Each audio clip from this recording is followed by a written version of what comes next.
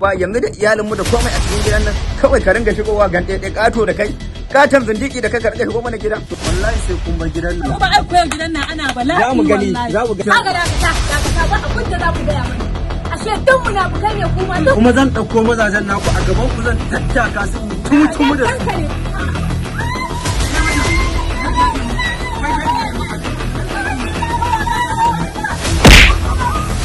Assalamu alaikum. Ya mu alaka malam wannan wani irin rashin mutunci ne haka da Allah. Wai to wai kai kuna da gado ne da ni? Uwar gidan nan za mu kasa ba. Mu je a tattaro musu. Saboda me kafin ya za ka ka. Kai ka. Ko ai ka yi wani na za ka.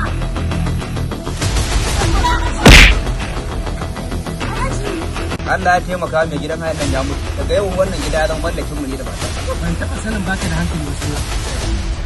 Duk ku yi gama. Ni ce da dukiya.